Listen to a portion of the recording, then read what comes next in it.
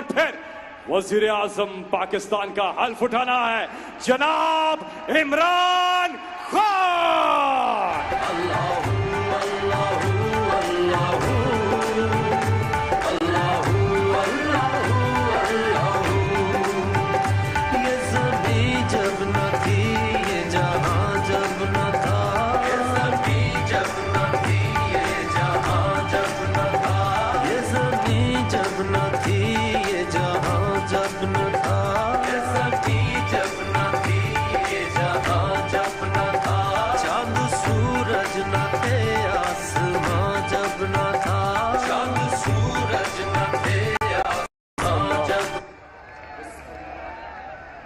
बिस्मिल्लाहिर्रहमानिर्रहीम। इय्याका नअबुदु व इय्याका नस्तईन। मुल्तान ये दूसरी दफा ये 2 महीने में मैं आज इधर आया हूं आपके पास, और मैं फिर से आपका शुक्रिया अदा करता हूं जिस तादाद में आप यहां आए, मुझे इज्जत दी, आपका बहुत बहुत शुक्रिया। अच्छा मुल्तान, मैं 2 वजह से आया हूं। सबसे पहले आपने मेरी बात बड़ी गौर से सुननी है, और मैं ये अपने नौजवानों को खास तौर पे इस पैगाम को लेकर सारे पाकिस्तान में निकला हूं। पिछले 3 महीने से मैं सारी कौम को इन 2 पैगाम, इनकी समझ, इनकी अहमियत, आपके मुस्तकबिल के लिए मैं अपनी सारी कौम को समझाने की कोशिश कर रहा हूं। सबसे पहले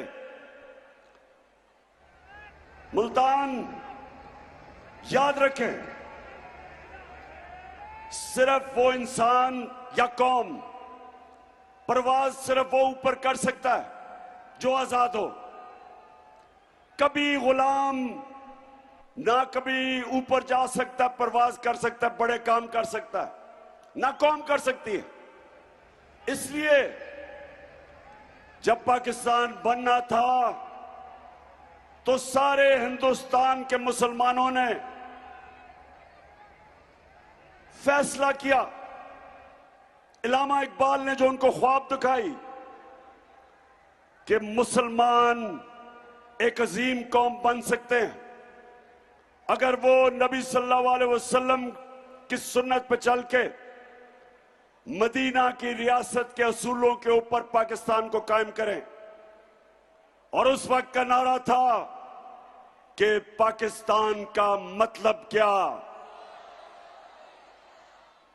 और दूसरा कि मेरा तेरा रिश्ता क्या। और ये भी दो चीजें समझ लें, मेरा रिश्ता बलूचिस्तान के लोगों से, सिंध, पख्तूनख्वा, गिलगित बल्तिस्तान, आजाद कश्मीर, मुख्तलिफ जबानें हैं, सखावत मुख्तलिफ है, लेकिन ला इलाहा इल्लल्लाह हम सबको इकट्ठा रखता है। एक नजरिया, एक किबला। इसलिए एक पाकिस्तान बना था कि हम एक आजाद मुल्क में, एक अजीम कौम बनेंगे मदीना की रियासत के असूलों पे। और हम ना अंग्रेजों की गुलामी कबूल करते थे, और ना कायदे आजम ने कहा कि जब अंग्रेज जाएगा तो ना हिंदुओं की गुलामी कबूल करते। हम आजाद कौम रहना चाहते थे। और हुआ क्या मेरे पाकिस्तानियों, हुआ क्या? हम उनकी गुलामी से निकल के आहिस्ता आहिस्ता अमरीकनों की गुलामी में चले गए। और ये जो हमारी हुकूमत गिराई गई, ये अमरीकी साजिश और मुकामी मीर जाफर और मीर सादिक ने मिलके पाकिस्तान की हुकूमत गिरा के 22 करोड़ पाकिस्तानियों की मुंतखब हुकूमत गिरा के ये चोरों के ऊपर मुसल्लत किया। तो मेरी कौम, मेरे नौजवान, मेरी बहनें और इतनी तादाद में आई हैं, मैं आपको सलाम करता हूं आज, माशाअल्लाह। देखिए, हमें क्यों उन्होंने हुकूमत गिराई? वो पाकिस्तान की क्यादत में ऐसे लोग चाहते थे जो उनकी गुलामी करें। हमारा जो लीडर था कायदे आजम मोहम्मद अली जिन्ना, गुलाम हिंदुस्तान में एक आजाद इंसान था। दुनिया इज्जत करती थी कायदे आजम की खुददारी पे, और वो छोड़ के आज जो हमारे ऊपर लोगों को मुसल्लत किया है, ये जो शहबाज शरीफ इंपोर्टेड प्राइम मिनिस्टर या क्राइम मिनिस्टर, मैं ये चाहता हूं कि सबसे पहले जरा देखें कि मुल्क का वो कौम जो ला इलाहा इल्लल्लाह पे, उस पे सारी कौम इकट्ठी हुई थी आज से 75 साल पहले, उसका प्राइम मिनिस्टर क्या कहता है? जरा ये वीडियो देखें।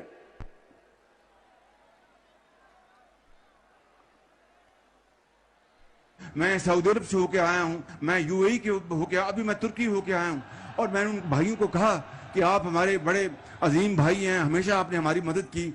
और मैंने यही कहा, जब मैं आया हूं तो आप समझेंगे शायद ये मांगने आया है। मैं मांगने नहीं आया, लेकिन मजबूरी है। हमारा जिस तरह माजी में 75 साल में आपने हमारा हाथ बटाया है, कुछ अर्सा आप हाथ बटा। मैंने कहा मैं वादा करता हूं कि इंशाअल्लाह हम पूरी कौम हम मिलकर दिन रात मेहनत करेंगे, पसीना गिराएंगे, अपने पांव पे खड़े होंगे।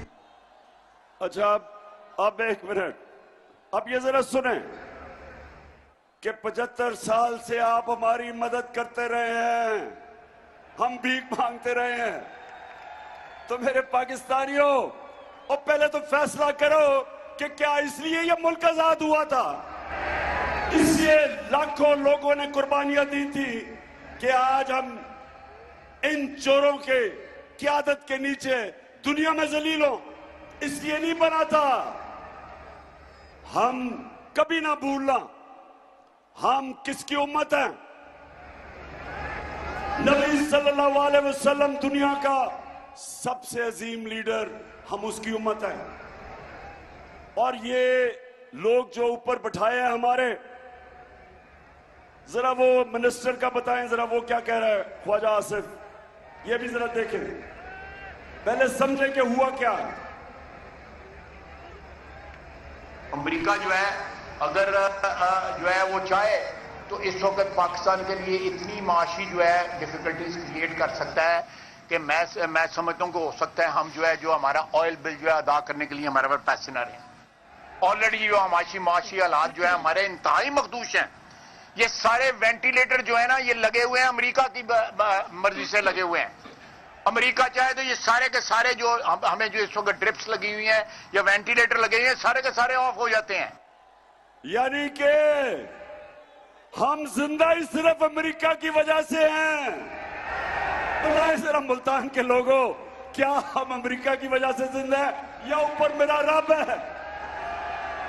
सो मैं ये आपको इसलिए बता रहा हूं कि इसलिए इनको लेके आए हैं। ये हमें इस मुल्क के ऊपर जो बिठाया हुआ है, ये उनके नौकर हैं, उनकी गुलाम हैं। ये नवाज शरीफ और ये जरदारी के दौर में 400 ड्रोन अटैक हुए पाकिस्तान पे। अमेरिका की जंग लड़ रहा है पाकिस्तान, 80,000 अपने लोग मरवा रहा है उनकी जंग में, और 400 ड्रोन अटैक, यानी एक जिसकी जंग लड़ रहे हैं वो पाकिस्तान पे 400 अटैक करता है, जिसमें औरतें बच्चे बेकसूर लोग मारे जाते हैं। और एक लफ्ज इन दोनों ना जरदारी के मुंह से निकलता है ना नवाज शरीफ के मुंह से निकलता है। और अगर आपने देखना है कि इस 22 करोड़ अवाम का प्राइम मिनिस्टर अमेरिकी सदर के सामने कैसे बैठा हुआ है, तो जरा देखें, मुजाहरा फरमाएं जी।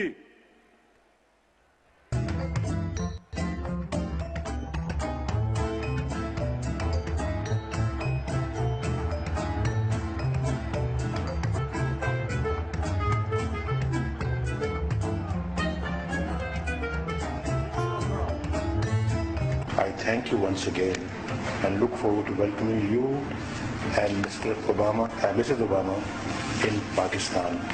And Keema and Dal is waiting. अच्छा ये जरा अच्छा अब ये देखें कि हमारा वजीर आजम अमेरिका के एयरपोर्ट पे उससे क्या हो रहा है, ये जरा देखें। नहीं ओहो अमेरिका, अरे बस मैं ये सिर्फ आपको इसलिए दिखा रहा हूं पाकिस्तानियों कि मैं आया क्यों मैं आपको जगा रहा हूं कि ये बैठा था Pakistani prime minister American president के साथ और पर्ची से पढ़ के कह रहा था कि मैं तुम्हारा शुक्रिया अदा कर रहा हूं कि कोई गलती ना हो जाए, कहीं वो मेरे पर नाराज ना हो जाए। सो इसलिए अच्छा शहबाज शरीफ जब से आया है यहां ऐसे लोग बैठे थे जो समझते थे शहबाज शरीफ से ज्यादा अफलातून कोई आया ही नहीं दुनिया में। नादान लोग इश्तिहार देख के 50 अरब रुपए के शहबाज शरीफ ने आपके पैसे से इश्तिहार चलाए और उसके बाद वो नादान भी समझने लग गया कि बहुत बड़ा अक्लमंद आदमी था। वो और बात है कि 3 महीने में अल्लाह अल हक है, दूध का दूध पानी का पानी हो गया, सारी कौम को असलियत पता चल गई। जरा आप ये देखें, मुल्क का प्राइम मिनिस्टर शहबाज शरीफ मलका बरतानिया की सालगिरह है और वो जाता है बरतानिया की एम्बेसी में बरतानिया को सालगिरह करने के लिए, बताने के लिए। और ये जरा तमाशा देखें, केक किसको खिला रहा है? बरतानिया के जो यहां सफीर है उसके मुंह पे केक डाल रहा है। ये फिर से दिखाना उनको, कहना का ये है मेरे पाकिस्तानियों, आपको मैं कह ये रहा हूं कि हम जब तक अपने पैर पे खड़ा होकर खुददार कौम नहीं बनेंगे, जब तक इसमें हमारे में खुददारी नहीं आएगी, हम ऊपर नहीं जा सकते। हम भिखारियों की तरह कभी किसी से पैसे मांगे, कभी किसी से। कौमें वो बढ़ती हैं जो इकट्ठे मिलके कौम कुर्बानी देती है, मिलके कौम हर मुश्किल का सामना करती है। जब 2010 में फ्लड आए और या मुल्तान के पास मैं खुद आया, या मुजफ्फरगढ़ डूबा हुआ था, जिधर भी दुनिया में पाकिस्तानी थे सबने मिलके पैसा चलाया, सबने पैसा इकट्ठा किया। किसी इमदाद के बगैर हमारी कौम इतने बड़े सानिया से निकल गई, क्योंकि कौम थी, कौम इकट्ठी हुई। हम 22 करोड़ पाकिस्तानी कुछ भी कर सकते हैं, लेकिन उसके लिए कौम बनना पड़ेगा। इस तरह के हमारे ऊपर चोरों को जो बैठा दिया है, इससे कौम आगे नहीं बढ़ने लगी। इस तरह कौम जब ऊपर चोर बैठ जाए, कोई कौम से उम्मीद ना रखो कि वो ऊपर जा सकती है, क्योंकि आज तक दुनिया की तारीख में जब तक कौम ऊपर गई है, कौम मिलके कानून की बालादस्ती कायम करके, इंसाफ दे के, फलाई रियासत बना के, अवाम का ध्यान रख के, तब कौम ऊपर जाती है। अब मैं आपको जरा एक रेडियो आकाशवाणी, जो पाकिस्तानी रेडियो आकाशवाणी है, झूठों की शहजादी, जरा अब मैं आपको एक स्किट दिखाना चाहता हूं। इंडियन रेडियो ये जो आपको फैसल ने बताया था 1965 की जंग में इंडिया का एक ऑल इंडिया रेडियो होता था आकाशवाणी, वो सारा वक्त खबरें दे रहा हो रहा था कि वो लाहौर भी फतह हो गया और पाकिस्तानी फौज हार गई, यानी हर झूठ की खबरें वहां से आती थी। अब हमारी मरियम बीबी हमारी आकाशवाणी बन चुकी है। तो मैं आप जरा पहले बैकग्राउंड दूं। इन्होंने इस मुल्क का पैसा चोरी करके शरीफ खानदान ने, नवाज शरीफ ने, लंदन के सबसे महंगे इलाके में मेफेयर मैं लंदन जानता हूं। लंदन सारा यूरोप में सबसे महंगा शहर है। उसके महंगे इलाके में इन्होंने 4 बड़े महल्लात खरीदे। तो मैंने उसकी निशानदेही की। मैंने जब कहा कि देखें, ये आपके पास किधर से पैसा आया ये 4 महल खरीदने के, तो जब मैंने ये पूछा तो सबसे पहले शहबाज शरीफ के, अच्छा ये सुने, ये 2012 की है, सुनाएं। आपकी 4 अपार्टमेंट्स हैं, उनकी 1 अरब से ज्यादा, 1 अरब रुपए से ज्यादा उनकी कीमत है। अब 4.5 अरब तक पहुंच गई है उनकी कीमत। आपने अपनी जो टैक्स में टोटल आमदनी बताई है 94 में 1.5 लाख रुपए है। मुझे ये बताएं कि आपने अरबों रुपए की मेफेयर में प्रॉपर्टी खरीदी कैसे? बात यह है कि जिन अरबों रुपए, अच्छा अब ये आए हैं जनाब शहबाज शरीफ के बेटे जो अभी मफरूर हैं, सलमान शहबाज, ये क्या कहता है, ये जरा सुने। 2012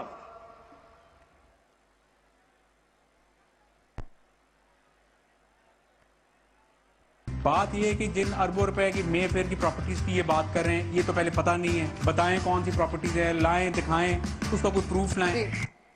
सुन लिया, कहते किधर हैं? अच्छा अब रेडियो आकाशवाणी पाकिस्तान, जरा अब इनको सुने।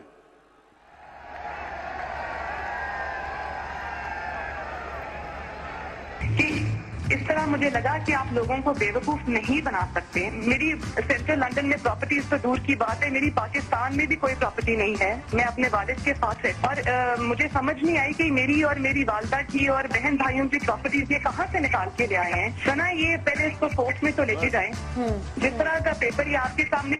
अच्छा अब कि ये किधर से निकाल के ले आए मेरी भाइयों की और वालदा की प्रॉपर्टीज? अब इनको नहीं पता था मरियम को कि 2 साल के बाद एक इंटरनेशनल बैनुल-अक़वामी इंकशाफ होगा जिसको कहते थे पैनामा पेपर्स। दुनिया में जो छुपाए हुए थे, दुनिया के मुल्क में बड़े बड़े वजीरों ने, वजीर आजम ने प्रॉपर्टीज छुपाई हुई थी, वो इंकशाफ हो गया। उसको पैनामा पेपर्स कहते थे। जब वो इंकशाफ हुआ तो इनके भाई हुसैन नवाज से जब पूछा गया कि जनाब ये वाकई आपकी प्रॉपर्टीज हैं, मरियम बीबी तो कहती है हमारी कोई लंदन छोड़ो पाकिस्तान में भी प्रॉपर्टी नहीं है। तो अब सुने वो क्या कहता है।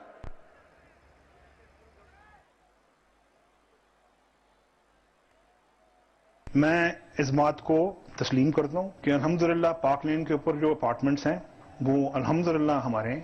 मैं इस बात को तस्लीम करता हूं कि उनको ऑफशोर कंपनीज नेस्कॉल लिमिटेड और नीलसन लिमिटेड जो है उनको ओन करती हैं।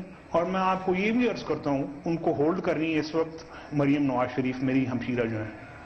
ठीक है जी, ठीक है जी, सुन लिया नहीं बताए, सुना आपने कि मेरी कोई प्रॉपर्टी नहीं। और अल्लाह ने जब अल्लाह अल-हक का सच सामने ले आया तो कहता कि वो 4 महलात अरबों रुपए के मेफेयर सबसे महंगे इलाके में वो मेरी बहन मरियम नवाज शरीफ ओन करती हैं। अब झूठ बोलने की क्या जरूरत थी? क्यों झूठ बोलना, बताए ना जरा, मुल्तान बताओ। क्योंकि चोरी का पैसा था, आपका पैसा था। और ये जो मैं आपके सामने दूसरी, एक खुददार कौम और दूसरा, कभी भी जिस कौम के प्राइम मिनिस्टर, उसके वजीर उस मुल्क का पैसा चोरी करते हैं, करप्शन करते हैं, वो मुल्क ऊपर नहीं जाता। करप्शन और चोरी में क्या फर्क है बताएं ना, मुल्तान के बाशऊर लोगों, चोरी और करप्शन में क्या फर्क है? चोरी मसलन कोई जेब कुतरा आ गया, मेरी चीज चोरी कर ली, किसी ने भैंस उठा ली, गाड़ी उठा ली, ये चोरी है। करप्शन होती है जब अवाम का पैसा चोरी होता है। करप्शन का मतलब कि मैंने मोटरवे बनवाना है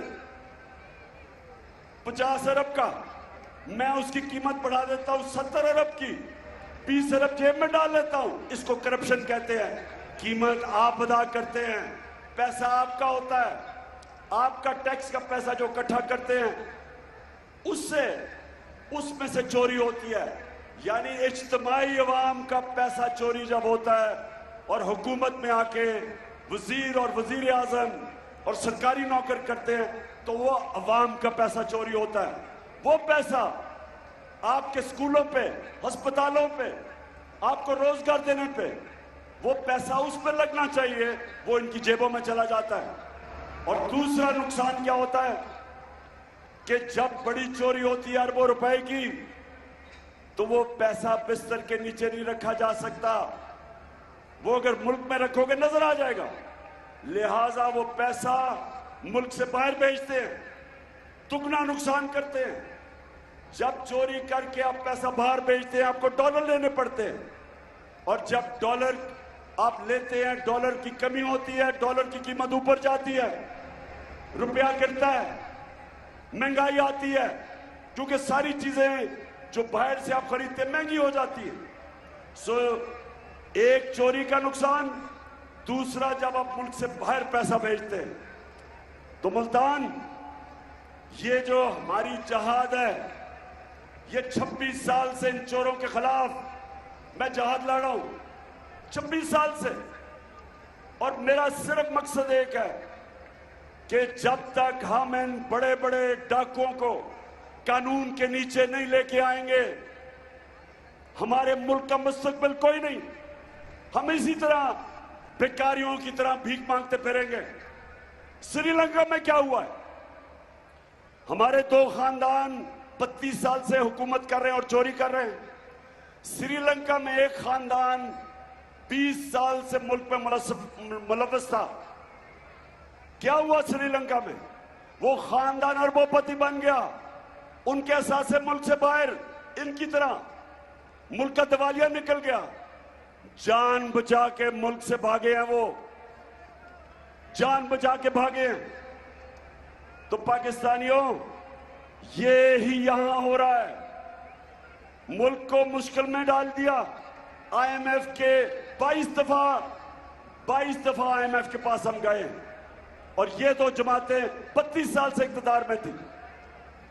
तो जो मुल्क मकरूज होता गया, ये अमीर होते गए।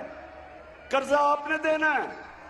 आज जो आईएमएफ हुक्म करती है कि पेट्रोल की कीमत बढ़ा दो, गैस, बिजली, डीजल, सारी जो आज हुक्म मिलता है मानना पड़ता है आपको, क्योंकि वो कर्जे दे रहे हैं। सुल्तान सुने, जरा गौर से सुने। हम जब तक अपने मुल्क में और कौम करप्शन के खिलाफ लड़ती है, याद रखें, इमरान खान अकेला नहीं लड़ सकता। 26 साल से मैं लड़ रहा हूं, लेकिन जब तक कौम साथ नहीं मिलती आप ये जंग नहीं जीत सकते, क्योंकि ये ताकतवर लोग हैं, पैसा है इनके पास। हमने इतनी कोशिश की 3.5 साल में कि ये जरदारी और ये शरीफों के जो पुराने बने हुए केस थे इनको सजा हो, लेकिन ताकतवर थे, यहां लोग थे जो उनको सजा होने नहीं देते थे। हमारा इंसाफ का निजाम ऐसा था कि वो खींचते गए। महंगे महंगे वकील थे, हुकूमत सरकारी वकील मुकाबला नहीं कर सकते, फिर पैसा चला देते थे। हम 3.5 साल में इन ताकतवर डाकुओं को नहीं सजा दिलवा सके और आज फिर वो ऊपर आ गए। लेकिन ये जो हमारा इलेक्शन आ रहा है इतवार को, ये एक मुल्क के लिए एक फैसला कुन वक्त है। हम सब ने मिलकर इनको शिकस्त देनी है। जब तक कौम नहीं खड़ी होगी आप इनसे आजाद नहीं होंगे।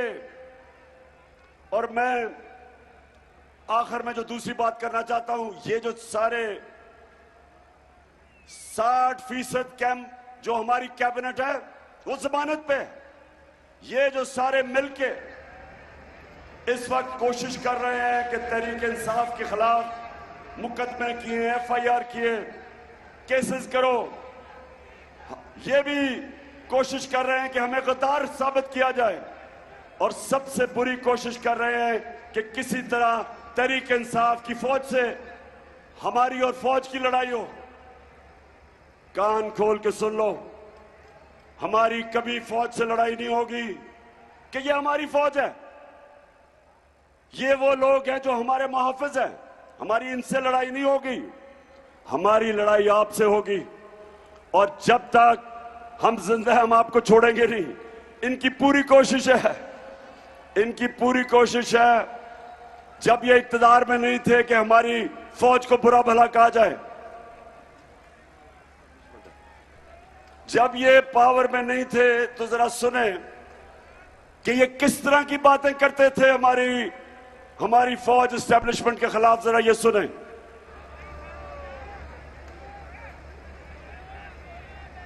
चेंज तो जिनकी वजह से होता है, जिनकी मदद से होता है, हम उनकी मदद नहीं लेना चाहते और हम चाहते हैं कि अगली हुकूमत का फैसला पाकिस्तान की आवाम करे। के अदम एतमाद सौदे के बगैर मुमकिन नहीं होती। यहाँ पर अदम एतमाद का जो निज़ाम है एस्टेब्लिश के बगैर मुमकिन नहीं है। कोई डील करके इक़्तिदार नहीं चाहते। पाकिस्तान में तहरीक अदम एतमाद उस सूरत में अमूमन कामयाब होती है जब इस्टेब्लिशमेंट आपकी पुष्ट पे हो। एस्टेब्लिशमेंट करती है, वो डील का नतीजा होता है। जब भी अदम एतमाद से होते हैं तो यकीनन डील करती है। एस्टेब्लिशमेंट के बगैर अदम एतमाद की तहरीक को कामयाब नहीं किया जा सकता, क्योंकि एस्टेब्लिशमेंट भी एक तीसरी कुव्वत के तौर पे या चौथी कुव्वत के तौर पे पार्लियामेंट में यानी मुकर्रम खुद जो है मौजूद है। तो इसका मतलब कि जब ये इक़्तिदार में नहीं होते ये बुरा भला कहते हैं कि सारी बुराई एस्टेब्लिशमेंट की वजह से, और जब हुकूमत में आते हैं तो सारा वक्त कोशिश ये होती है कि दूसरों को केसेस करो, सहाफियों को अटैक करो, किसी ना किसी तरह हम सबको गंदा करो और हमें गद्दार कहो। गद्दार वो हैं जो इस मुल्क का पैसा चोरी करके मुल्क के बाहर ऑफशोर अकाउंट्स, महलात खरीदते हैं। गद्दार वो नहीं है जो सारी कमाई बाहर करें, सब कुछ बेच के अपने मुल्क में रहें और जीना मन रहा जिनका पाकिस्तान में हो। वो गद्दार नहीं है, वो गद्दार नहीं है जो इस मुल्क की आजादी के लिए और करप्शन के खिलाफ जंग लड़ते हैं। वो गद्दार नहीं है। जब अर्ज़े खुदा के काबे से सब बुत उठवाए जाएंगे, हम रहले सफा मरदूदे हरम मसनद पे बिठाए जाएंगे, सब ताज उछाले जाएंगे, सब तख्त गिराए जाएंगे, हम देखेंगे, लाजिम है कि हम भी देखें। मुल्तान आखिर में सुने, हमारी जमात तहरीक इंसाफ वो जमात है जो सारे सूबों के अंदर है, वो जमात जो इस मुल्क को इकट्ठा रख सकती है। इनकी जो जमातें रह गई हैं वो सुकड़ गई हैं, छोटी छोटी जमातें हैं। ये एक मुल्क की वफाकी जमात है और इस वक्त जो हमारे दुश्मन मुल्क को तोड़ना चाहते हैं वो चाहेंगे कि तहरीक इंसाफ कमजोर हो। हिंदुस्तान में खुशियां बनी जब शहबाज शरीफ आया, इस्राइल ने खुशी बनाई। मगरबी मीडिया जो मुझे जानता है वहां भी उन्होंने इस्तकबाल किया इस चोर का, लेकिन जिधर जिधर मुसलमान मुल्क थे उनकी मीडिया पढ़े, सबको अफसोस हुआ कि एक 22 करोड़ की मुंतखब की हुई हुकूमत, जिसका वजीर आजम दुनिया में जाके इस्लामोफोबिया की बात करता था और नबी सल्लल्लाहु अलैहि वसल्लम के खिलाफ जो बेहुर्मती उनकी करते थे, उनकी शान में गुस्ताखी करते थे, उसकी आवाज उठाता था, यूएन में उठाता था, ओआईसी में उठाता था। मुसलमान दुनिया में लोगों ने अफसोस बनाया, दुश्मन खुश हुए। तो पाकिस्तानी फौज दूसरी चीज है जो मुल्क को इकट्ठा रख सकती है, लेकिन अकेली वो इकट्ठा नहीं रख सकती जब तक कि एक फेडरल, एक पार्टी जो सारे सूबों में मुल्क को यूनाइट करे। तो ये साजिश है कि हमें उनके खिलाफ करें और कोशिश करें कि हमारी जमात टूटे। नुकसान पाकिस्तान का है, फायदा इन चोरों का है। इन चोरों को, जिनके पैसे बाहर पड़े और प्रॉपर्टीज बाहर पड़ी है, इनको क्या फर्क पड़ेगा कि पाकिस्तान को अगर नुकसान पहुंचता है? ये जब मुश्किल पड़ती है बाहर भाग जाते हैं। हमारा जीना मरना इस मुल्क में है और अब मैं आखिरी दम तक अपने मुल्क के लिए लड़ूंगा। मैं इन सब का मुकाबला करूंगा और आप सब ने मेरे साथ मिलकर इनका मुकाबला करना है। हमने, और मैं ये भी कह दूं कि जिन जिन लोगों ने मुल्क के मिलके गद्दारी की थी, मुल्क से अमरीकी साजिश का हिस्सा बने थे, मीर जाफर और मीर सादिक का रोल प्ले किया था, पाकिस्तान की तारीख कभी इनको माफ नहीं करेगी, ना भूलेगी, ना इन गद्दारों को माफ करेगी जो इस साजिश में शामिल थे। और मैं फिर सुप्रीम कोर्ट को कहता हूं कि सदर आरिफ अलवी ने आपको लेटर लिखा है मरासले के ऊपर, जो कि पाकिस्तान एम्बेसडर और जो अमेरिकी डोनाल्ड लू के बीच में बातचीत थी, सुप्रीम कोर्ट को भेजी है, चीफ जस्टिस को। इन्वेस्टिगेट करें, इसको पता चलवाएं कि क्या रोल था, कितनी बड़ी साजिश, कौन कौन मिला हुआ था, अमेरिकन एम्बेसी का क्या काम था कि पाकिस्तानी सियासतदान, हमारे पार्टी के सियासतदानों को अमेरिकन एम्बेसी में बुला के अदम एतमाद का पूछे। उनका क्या काम था? कौन से दुनिया में एम्बेसी ये काम करती है? पूछे सुप्रीम कोर्ट उनसे। और ये भी पूछे कि डोनाल्ड लू ने जब हमारे एम्बेसडर को कहा था कि अगर तुम इमरान खान को नहीं निकालोगे तो पाकिस्तान को बड़ा मुश्किलों का सामना करना पड़ेगा। सवाल यह है कि वजीर आजम मुल्क का मैं था, फॉरेन ऑफिस मेरे नीचे, एम्बेसडर मेरे नीचे, किसको उसने पैगाम दिया था? किसको पैगाम दिया था कि इमरान खान को निकालो? फॉरेन ऑफिस ने निकालना था, किसने निकालना था? इसलिए चीफ जस्टिस साहब इसकी पूरी तरह तहकीकात करें, इन्वेस्टिगेट करें। 22 करोड़ लोगों का पाकिस्तान, माशाल्लाह एक फौज जो सारी मुसलमान दुनिया में ताकतवर फौज, एटमी हथियार, एक वो मुल्क जो कि स्ट्रेटेजिकली उधर खड़ा है कि जब भी हमने अपने मुल्क को ठीक किया ये उठ जाएगा।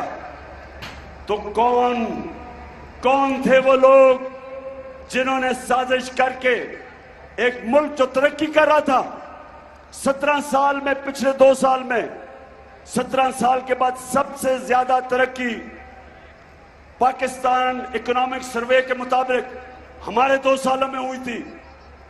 Exports record, tax collection record, 4 फसलें रिकॉर्ड, हमारी एक्सपोर्ट्स, टेक्सटाइल की रिकॉर्ड, इंडस्ट्री कितने सालों के बाद तेजी से सनत आगे बढ़ रही थी।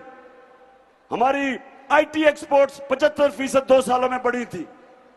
तो क्या कौन थे वो गद्दार जिन्होंने हमारी गवर्नमेंट गिरा के ये चोरों के ऊपर मुसल्लत किया?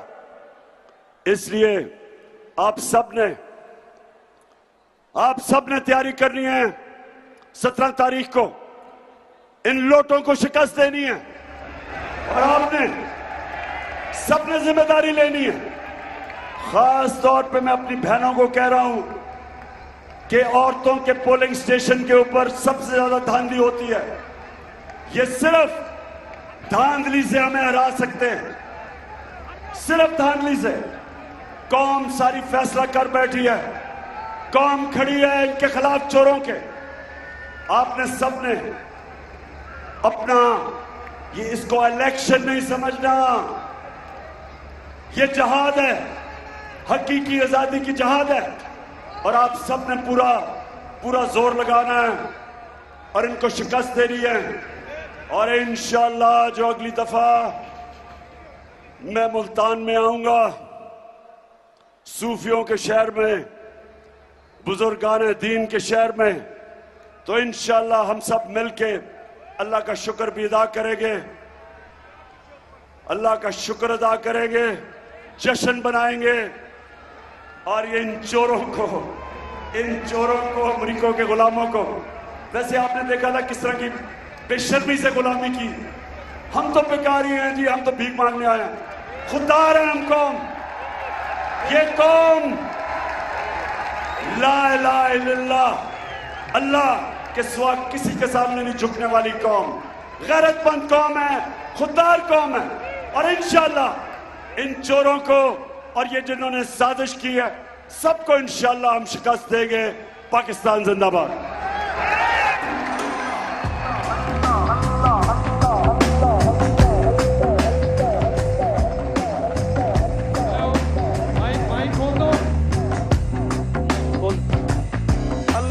ये इंतजामिया से गुजारिश है कि खवातीन को तहम्मुल के साथ गुजरने दिया जाए और पाकिस्तान तहरीक इंसाफ के जो टाइगर्स हैं खवातीन का एहतराम करें, इनको जाने दिया जाए, बड़े प्यार मोहब्बत से एहतराम करें। इंतजामिया थोड़ी सी एक्टिव हो जाएं, टाइगर फोर्स के लड़के एक्टिव हो जाएं।